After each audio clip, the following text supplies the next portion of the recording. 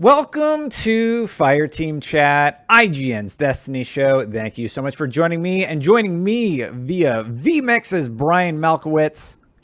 It's so different over here. It's weird. And Travis Northup. McClunky. Guys, it is a little bit of another slower week, and I want to talk a little bit about that and some of the stuff that we've experienced over the last few weeks. And we will also have a special mini reveal of a video with IRL Guardian.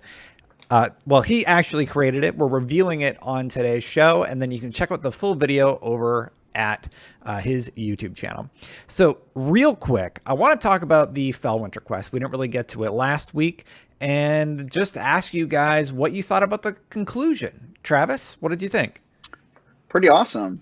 As always, the storytelling in Destiny, well, I guess I shouldn't say as always, but as has been lately, the storytelling has been really good, but also just kind of a taste, right? It's not the whole thing. It makes you want more, it makes you wish that there was more story to go after, but they've just been delivering it in such a drip that, you know, right as you get excited, there's another drought of a couple weeks where you don't really get anything. And so, it was a really awesome way to end the quest. Obviously, the issues with the door aside, and yeah, I'm just excited as always for them to actually go somewhere and do something more, and hopefully at a faster pace.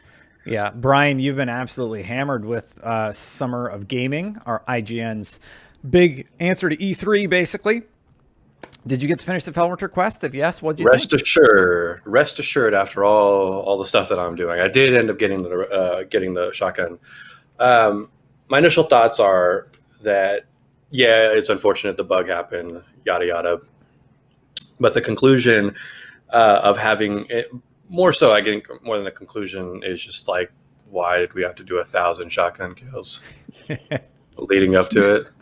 That seemed like a little much. I know it didn't take too long if you really just go to like the Shuro Chi checkpoint or somewhere else and do it, but it's just like kind of a long grind to get that. But on a brighter note, I don't have to grind for that God roll Mindbender anymore. Just right. One, this gun is going to last longer because of sunsetting. So now I can, I never got a God roll Mindbenders. I got the curated roll, which is obviously not as sought after as some of the other roles, but yeah, no, I think it's a good shotgun. Right into the game, the lore was cool. Sort of that standard like storytelling that Bungie kind of does. That's not like a main part of the story. You kind of just go into a room and it's like, hey, here's this like kind of hologram while somebody talks to you as you move throughout the room, type deals. So it was pretty interesting. I'm not a big fan of the way that lore is kind of delivered, but I guess better than running around looking for books to read. Yeah, I'll say I was pleasantly surprised. I really liked learning more about the Fellwinter lore. I really liked that it was delivered in game. I really liked the visual storytelling of that final mission. It's just such a shame that it was mired in this, I'll say, controversy, for lack of a better word, surrounding the glitch and the current state of Destiny, because if you look at it sort of in a vacuum, that quest was really, really good. And it's an example of, well, the final mission specifically was really, really good. I don't know about the quest design, like the 1,000 shotgun kills. It just seems sort of... That's just a little busy work, really. Yeah. It's definitely busy work to get the reward of that final cutscene. And it's going to be interesting to see what they do going forward. So on that note, they haven't really said anything yet about what we can expect from the new season. And I just wanted to say that I actually kind of like that they're not saying very much. I would rather be able to experience it as opposed to be bombarded with marketing for the new season. I think the players who are really going to be invested and interested in that season are going to be there regardless. And I think if they did it like the day after the season drops and then did a trailer or whatever surrounding whatever the new event is going to be, that's still going to get the interest marketing wise that they're going to need. We're just over a week out from the new season. And I'm wondering, well, Brian, what's your take? Do you like that they've been rather quiet and pretty cheeky? Yeah, I think the quietness is fine. There's no reason to like expect Bungie to give us an info dump because Bungie. That's what Bungie does, right? They don't want to spoil a bunch of things, right? We have a bunch of data miners that do it for us, and I'm fine with that. I'm fine with going into a new season really not knowing a whole lot. But like, if you look back at the start of like Bungie's redesign of what seasons were, kind of starting with like maybe Black Armory or Season of the Drifter, they didn't really give us information on what that season was until just a week before it. So that cadence kind of isn't changing here. They only really do like heavy like marketing months and months before an expansion, and I imagine they're going to do that. And they kind of alluded that to in the TWAB. I'm sure you'll get to that in a moment. But yeah, I mean, it's kind of nice not actually knowing what the next season is, because I think that's kind of one thing that hasn't really been either data mined or spoiled for us at all in any kind of way. So we don't know what to expect right now, and that kind of feels good. Well, what was it in the TWAB specifically you wanted me to call out? Because I just kind of wanted to ask more general questions about where we are and where we're going with Destiny right now. Yeah, I don't have the TWAB directly in front of me, but there's a line that Deej says there. He says we'll learn about the new season when they talk about what's coming after this year-long build-up to something. So that's kind of just like, okay, I think that Bungie wants to reveal kind of what the expansion is in order for us to understand what next season is, because next season obviously will be a big. I don't want to say it's going to be a big season, but I mean like it'll play a heavy role in the lead up to what the expansion is.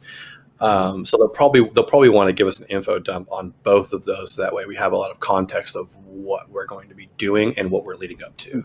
Keep your eyes trained on Bungie for updates. We'll stream our announcements in the usual places. You'll learn about the next season of Destiny 2 at the same time that we talk about the next chapter in this story that has been unfolding all year long. That's what I found in the TWAB. I think that's what you're referring to. Yes, that is what I'm referring. Yeah. Travis, what do you think? Do you like that we kind of don't really know what's going to happen? Not really. I guess I'm different from you guys on No, this. it's okay. So like my opinion on it is that all of the times that they really start to build hype is when they have a lot to be hyped about. And typically when they're quiet, it's because they don't really have a lot to be hyped about. That's just been my observation over the years of being a fan and playing this game. And so the fact that I don't really know what's coming tells me that I'm going to have another season kind of like this one. It's a little bit underwhelming, where maybe there isn't a lot of content and they don't have a lot to spoil, right? So Shadowkeep, we kind of started hearing about that at least a month in advance, maybe even more. We kind of knew some of the stuff that was coming and started getting excited for that. All their other major expansions have been like that, and even in the past when they did, off season expansions like Crota or House of Wolves, those ones we had more announcement, more fanfare, and there ended up being more to those expansions than we've gotten in the past couple of years. So it worries me a little bit more than anything else. I'm somebody who likes things to be hyped about, and I think there's a way you can get people hyped for content without spoiling it. And the fact that they're not going that route or really telling us anything until right before worries me a little bit. So. Well, they have been sort of doing some in-game storytelling, which has been an interesting new thing that Bungie hasn't really done in the past. We have the Almighty looming in the sky. It is, you can see it. It's really, really small, but it is there out in the sun. You can peer it up if you turn your brightness down a little bit, or you put the sun or play on console, or put your sun in the natural vignette that the game has in the corner of the screen. If you put the sun there, then the Almighty comes through pretty well. Yeah, I was hoping that it would get closer each day, but it seems like it's been the same the past few days. So we'll kind of see what it looks like at reset next week. See if it's, I want that Majora's Mask moment, where the moon is like right in your face. Like I want that. That would be awesome. What if at reset it's like very close? Like on fire. I imagine it has to be, right. Like it's gonna have, like they have this buildup. That would just suck if like it looks that far away and then Rasputin sends up a little rocket and we just see like and then it's it. Like I think it'll probably be a cut scene. I don't think they'll do anything. I don't think it'll be as awesome as we think it's going to be. Yeah, if you go back to the original like reveals of the Season of the Worthy, like trailers and such like that, there's still some like cutscene content in that reveal that we haven't seen yet. So I imagine that's probably coming next week. Well, I think also like last season before they revealed it, they had this like big bombastic trailer, and we kind of got the actual season, which was just throwing balls at a thing again, and and Where they have I got a done that lot. before? They got a pretty hard time. We've given them a pretty hard time on this show. I've seen a lot of YouTubers giving them a pretty hard time. People are feeling pretty burnt out right now. A lot of people are looking to the fall horizon. I think people are going to come back for whatever the next season ends up being and just sort of experiencing it. But I don't know. I feel like casually interested at this point, where like, oh, I'll sign on and do the new story thing, and like I've said this before on the show, like maybe that Bungie's okay with that. Maybe that's kind of what they want their player base to do. So I'm wondering, what do you think is going to happen? I don't. Well, I mean, like going to and want to, I guess, are kind of almost in the same line, because like for like the past few weeks, we've already seen people having a glitch tower that looks sort of like destroyed in a certain way. Not like completely like disastrously destroyed like the first tower that we had in D1, but or at the start of D2. But yeah, I think that the Almighty is going to get close enough that debris is going to strike us in a manner, kind of like changing the way some things look. So if we're talking about what we want to happen in the short term, I kind of want to see that happen, like see some aesthetic like consequences of this happening, right? It would be kind of disappointing just like have this entire season built around this giant spaceship trying to smash into Earth, and then kind of nothing changes in that sense, you know. So it'd be nice to see some aesthetic or consequences coming from it getting too close to Earth. Travis, what would you want to see, like the conclusion to this thing and going into the next season? What I would want to see is some sort of fanfare to go along with the Almighty getting destroyed that kind of is symbolic of the end of the Red War that began at the beginning of Destiny 2 and sort of transitioning into the next fight, which is, you know, obviously going to be against the Darkness and the Pyramid ships. But yeah, I think that would be cool, because I think we are in a transitionary period where the game is going to feel like a different game, like a sequel to Destiny 2, and they could use this moment to kind of show that we've utterly defeated the Cabal and that the Red War is, you know, over. I know it's already over, but now, you know, the presence of the Cabal is sort of so small that they've just been utterly defeated, and I think that would be awesome. What I think is actually going to happen is that they're just going to introduce another problem like they do with everything else and not really give us any closure on this. And we're just going to go to the next, there's going to be another Almighty type thing that's going to be, you know, we got to stop it. And that'll be a big spaceship and looming in the sky that we have to go stop. On your note about like the Red War ending and the Cabal threat kind of being done, obviously the Red Legion is the entirety of the Cabal Empire. So it's like, if we can finally put the Red Legion to rest and they drift off into Cabal Hollow or wherever they go, and if like we just kind of take the Red Legion out of patrol zones, I think that would be a cool change. Like I don't know what you do with like lost sectors and things like that have them in there, but it's like I think we've said it before in other Fireteam chats, is like the Almighty crashing into Earth is their last ditch effort. If that doesn't succeed, they have nothing left. The Red Legion is done. So it's like them still having a presence on Earth, drilling holes into Io, drilling holes across the galaxy. It's like, why are they still here? Why are they still doing all this? Mm-hmm. And so it's like, I hope that is a major like story beat that pushes the game forward and like just kind of just says, hey, like, yeah, the Red War is over. The Red Legion is gone. They're done. And they're just out of these places. I would like to see, like, if this tower deformation does happen, Brian, I would like to see something along those lines. I want to know the final fate of the Guardian on this ship that a lot of people have talked about, yourself included. And I would like to see what ends up happening with that character, who I don't know a lot about. I don't read all the grimoire in the game. Because are you talking about that one that's stuck on the ship? Yes, in the loop. Yeah, the guy stays, right? Yeah, the guy is time looped. Yeah. Yeah, so like just frozen in time. that's super interesting to me. And in the same way that we learned about Saint 14, I would love to learn about this new character through a series of events that happened during the season. Basically, for this current season, we got an intro cutscene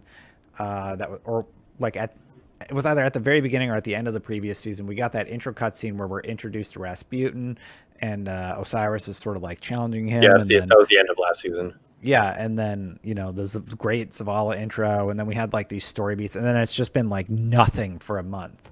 There's been sort of this almighty tease. We got the Fellwinter story beat, but it was just too much nothing for too long. And I would love smaller hits of story throughout the next season. I swear to God, if it's another world event where we have to throw balls at something or just do one thing ad nauseum, stop that. It's going to get better it's going to get better as those events stay, because you're going to have more things to challenge players with. But oh my God, just tying you into one event has been so tiring.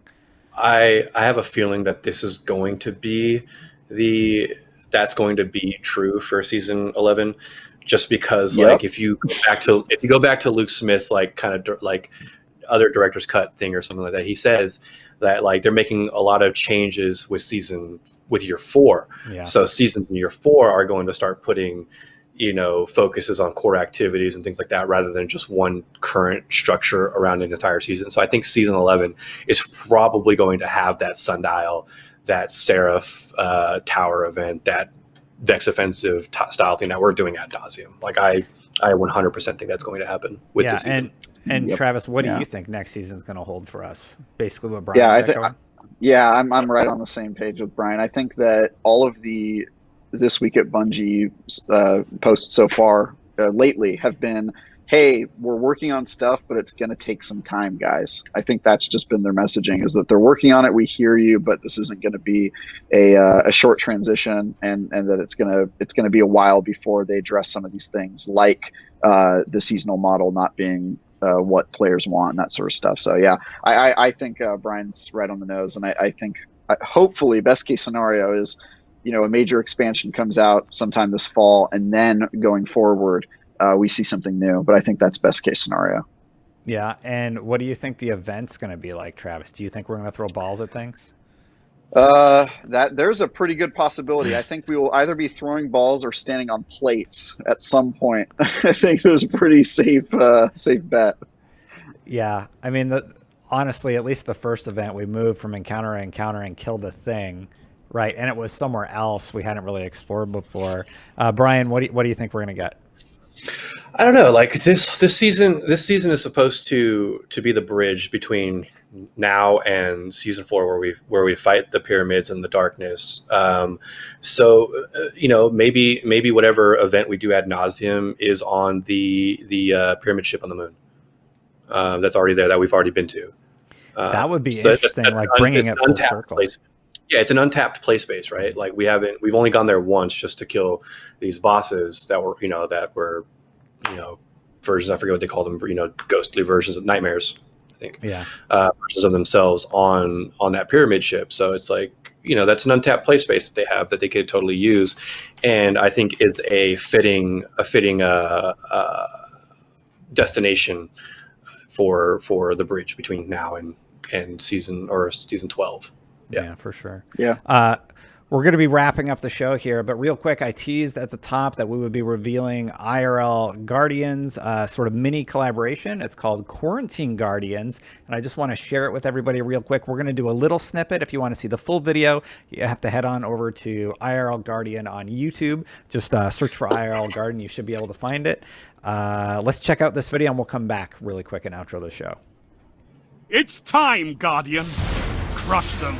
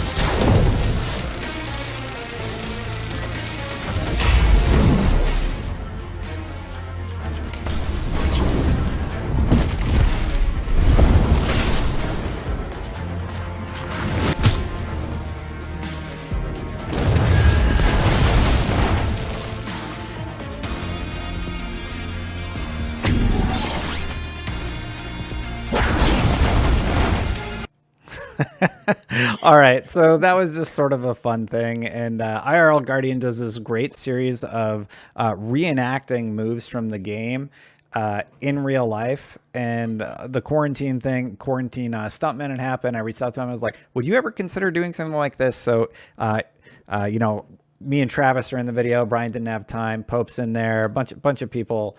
Definitely check out the full one. It's just sort of a fun, dumb thing to do while we're in this crazy, crazy world we're in. So, yeah. So that's where we're at with this season. I don't know. How are you guys feeling right now as we go into we have a reset week, right? And then the season should begin. Yep. So are you optimistic even? Optimistic, yes. There's been a lot of feedback with the seasons leading up to now, but cautiously, right? I know that word is thrown around a lot, cautious optimism. Yeah. But it happened, right? We're on the eve of Bungie bringing the game for a full circle after kind of a few months of negative feedback. So we'll see. Yeah. Travis? Yeah, I'm always cautiously optimistic. I think worst case scenario, the season isn't that entertaining, and we get some time with other games before we come back in September or October, full bore. So that's not a terrible outcome in my book. And the other option is that they surprise me and it's amazing. So yeah optimistic. And I'm totally fine with both of those options. Let us know what you think in the comments below. That is it for this episode, everybody. So we're going to do the outro right now. Until next time, everyone, Guardians out. Guardians out.